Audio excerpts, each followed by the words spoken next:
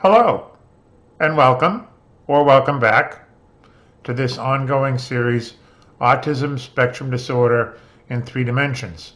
My name is James Coplan, MD, and I will be your guide to these materials.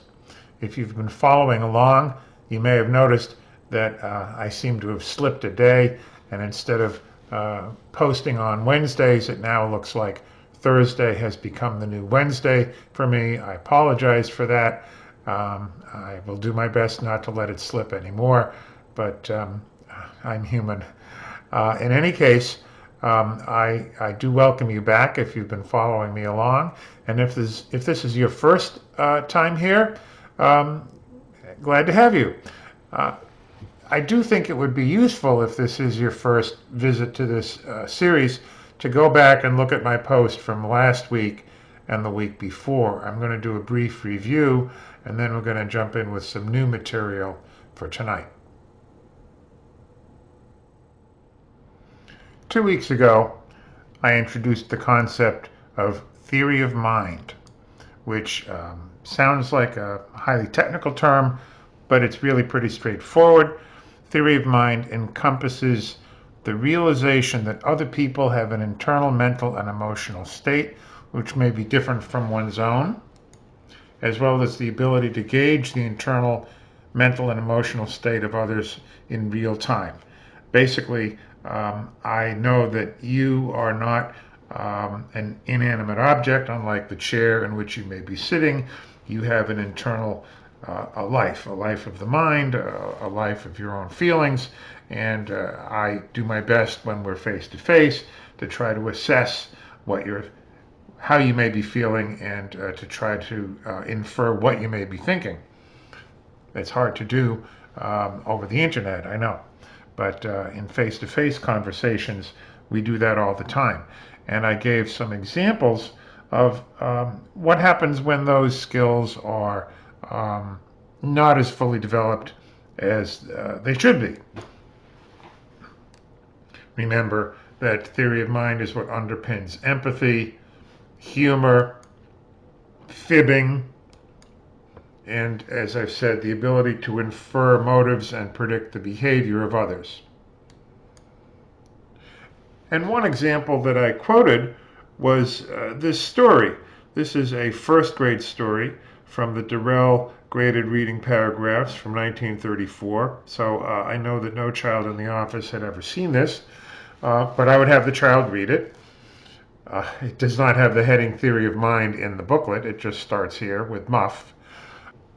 Muff. Muff is a little yellow kitten. She drinks milk. She sleeps on a chair. She does not like to get wet. So I would ask the child, after they have read the story, how would Muff feel if you gave her a bath? Now, it says right in the story she does not like to get wet, but it doesn't say anything about a bath specifically.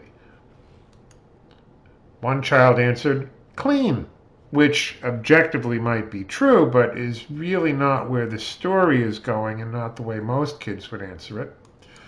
But more telling was the response that another child gave me who said, I don't know. We haven't read that part of the story yet. And this was a 6.5-year-old boy with superior IQ, but he was being very particular and in his own way rigid, and he was not able to get himself into the kitten's point of view because it says in the story she would not like to get wet, and clearly if you give her a bath, she's wet.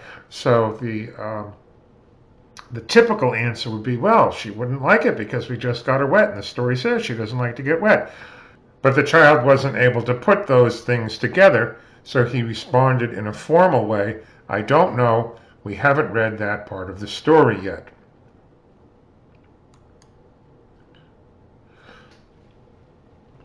I also showed this picture, which is a Norman Rockwell painting.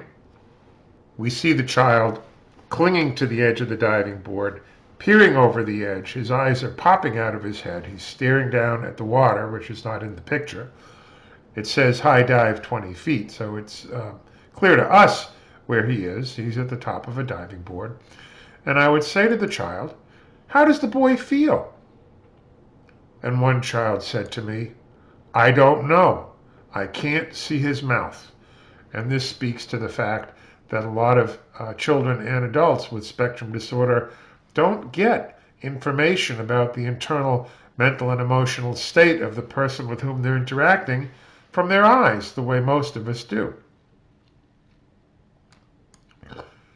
And then last week, I introduced the concept of central coherence, which simply means the ability to see the big picture.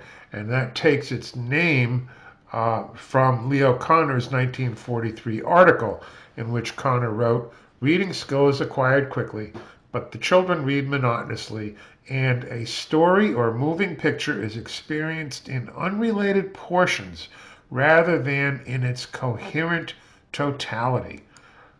And that's where we get the term central coherence, or the ability to see the big picture.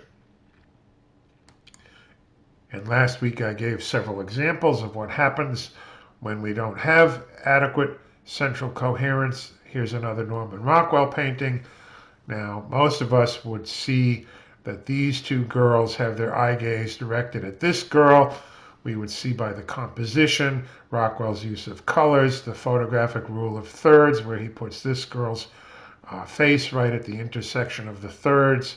All sorts of other cues. They're staring into her mouth. She has her mouth wide open. There's a tooth missing, and she's smiling, and she's showing off the fact that she just lost a tooth. This girl looks a little bit hesitant, kind of hanging back. This one is leaning forward, looking in. But I would show this picture to a child and say, "What's happening in the picture?"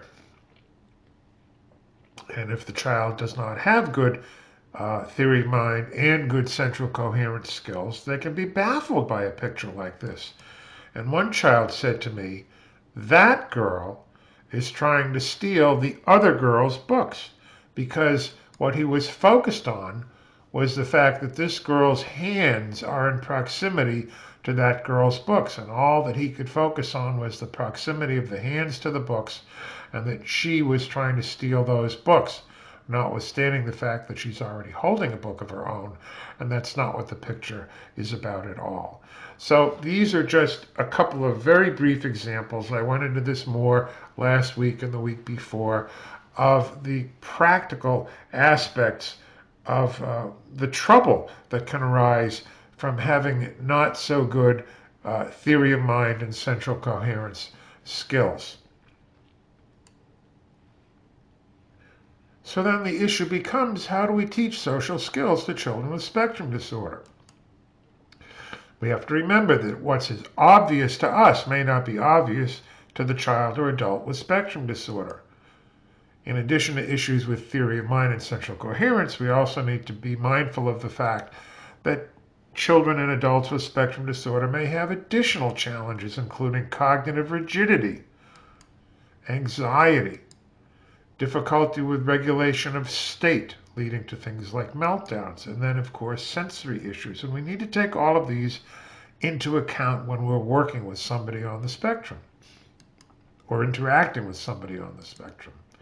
First, take nothing for granted. Remember the story that I told last week or the week before about the 15-year-old boy who was in my office, and he was completing the tasks I was giving him one by one, but he wasn't looking up. And I said to him, "Do you know that you can indicate you're ready for another card by looking up?" And this 15-year-old boy, who was getting no special instruction at all, was not identified as a child on the spectrum until he saw me. He said, "No one ever taught me that." Well, who would think to ask a teenager, "Do you know that by looking up you can tell me you're ready?" But there it is, and you've got to bear in mind that things that we just take for granted may not be on the child's radar at all. So we need to make each step explicit, not just the what and the how to do something, but also the why and the impact on others. People who do this make other people happy, or make other people unhappy. Will make your mother happy if, things like that, because it may not be apparent to the child what the impact of their behavior is on others. Build in conditionals. If a child is very rigid and things have to happen a certain way, you need to build in contingency plans so that if it doesn't work out like that, that's okay too.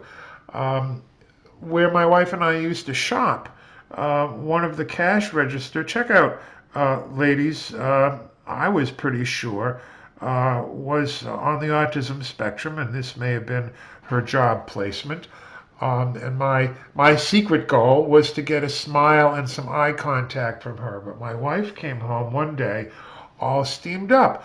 And I said, "What's the matter?" And she said, "I almost spoke to the management about the checkout lady because she insisted that I put that little stick between my groceries and whatever else was on the belt. But there was nobody else in the store, and I didn't need that little stick there between because there was nobody else there." And I said to my wife, "Honey, do you realize that woman is probably on the spectrum? And her job coach probably never gave her that as a contingency."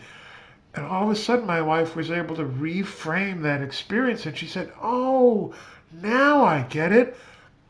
So you need to build in conditionals. Sometimes, what if? And provide reassurance. It's okay if. So you don't want to present a lesson as being this is the way it has to be now and forevermore.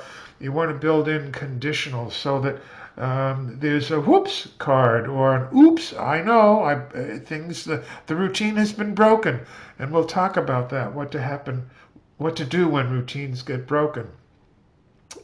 That's a story for another day that we'll come back to, but you need to be mindful of all of that. So we're going to start our little journey through some of my favorite authors and some of my favorite books. And we're going to start here with Carol Gray's Social Stories. Now, this is a trademark term because she has a very specific way of writing a social story. She has a website right here, https:// carolgraysocialstories.com. I'm going to leave this up on the screen for a second so you can jot it down. I don't have any financial relationship with her. I'm not getting any remuneration for plugging her work. I use this stuff in the office, and I just really thought it was wonderful. The next best thing since sliced bread.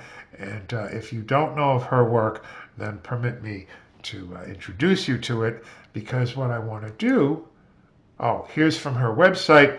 A social story accurately describes a context, skill, achievement, or concept according to 10 defining criteria. So there are specific elements that have to go into a social story.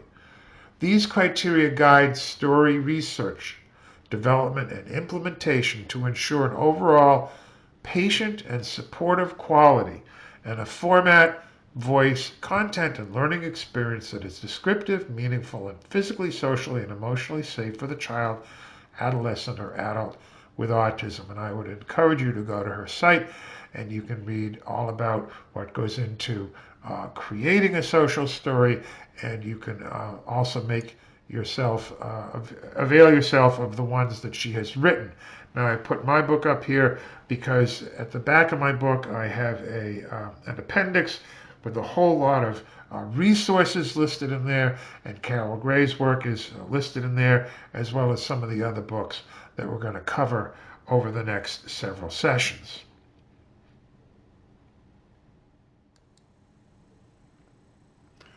So I thought the best way to give you a feel for social stories would be to read to you from my copy of the book. Now, as I said before, I'm not getting any kind of remuneration from Carol Gray. It's just that I happen to think these stories are great. I use them in the office, and I want to share my enthusiasm for them with you. There are several of these books available either through her website or from Amazon. And as she says in the introduction, and as I said a few minutes ago, social stories are flexible teachers of young children. They describe what most of us dismiss as obvious, patiently considering the world through the eyes of a child with ASD. A social story can inform, reassure, instruct, console, support, praise, and correct children with ASD and those who work on their behalf. And I can't emphasize that last part enough. I can't begin to tell you how many times I've had children referred to me by educational staff who perceive the child as being disobedient, rude, lazy, stubborn, etc., when in fact the child is wrestling with limited theory of mind or central coherence or performance anxiety. And everybody needs to reframe things, not only the child, but the adult as well. And social stories can help on both sides with that. And just to give you a sampler of some of the titles in the book, chapter 1 is all about taking care of me. And it begins, what do I do when I need to use the toilet? There's another one, where are the toilets? Another one is, how do I help others find the toilet in my home? And then we go on to things like time to wash my hands. When do people wash their hands? How do children learn to wash their hands? And then there are several, what does blowing my nose mean? And remember, kids on the spectrum can be very literal in terms of the use of language, so it doesn't mean your nose blows up. There's one called, what does wiping my nose mean? What do I do to blow or wipe my nose? I don't see one entitled, what does picking my nose mean? But I think there really ought to be one for that. Maybe there is one in the revised edition, or maybe not. In any case, chapter 2 is things around the house. What are unexpected noises? Why do dogs bark? What is a vacuum cleaner? Why do cars have horns?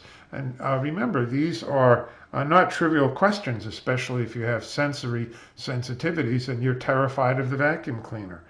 And then there's a series on play that I'll get to in a minute because it's one of my favorites. There's a chapter on going places with another title, much needed, called Why Do Adults Forget? And that can be important, especially if the child has cognitive rigidity and mom has promised that we're going to go to do a certain thing on Tuesday, but the mother has forgotten that she has a conflicting appointment, so that when Tuesday comes around, they can't do what she had originally promised to the child. So it helps if the child has a cushion so that the child can say, oh yeah, mommy forgot, and it has a place to file that information instead of just having a total meltdown. But I want to read to you a couple of the stories in the series about play, because these really resonated with me. You see, I'm going to have to look up where they are. I had them flagged. Okay. Play. And there are several. One is entitled, Who is Coming to Play? Sometimes children come to play at my home. The child that is coming today is, there's a blank to put in a time, blank is my friend today. What can I say when my friend arrives? My friend is coming today at about blank. When my friend arrives, I may say hi.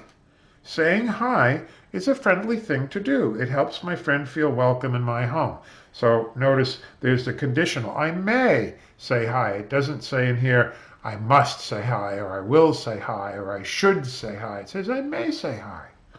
And then it says hi is a friendly thing to do. It helps my friend feel welcome in my home. So it gives the child on the spectrum explicit information about how his or her behavior is impacting the other child. Again, that may not be intuitively obvious. What will we do today? And it talks about developing a play plan. Do we always follow the play plan? Sometimes my friend will have a new idea. Sometimes. Sometimes I may have a new idea too. If we hear the ice cream truck coming, we may decide to ask mom or dad if we can get an ice cream. If it is time for lunch, we may ask if we can help make lunch. We may see a book that we would like to have mom or dad read to us. We can decide to choose activities that are new ideas. They become part of our plan, even if they are not added to the list. Well, yes, but this is something that's not obvious to a child on the spectrum. And I'm reminded of a quote by John Maynard Keynes, who was an Englishman, who said, among other things, the problem lies not in coming up with new ideas, the problem lies in escaping from the old. And this is all about coming up with new ideas, and new ideas are okay. And you don't have to be very rigid and follow the plan. Kids on the spectrum need help with that. Here's my favorite social story, probably in the whole book.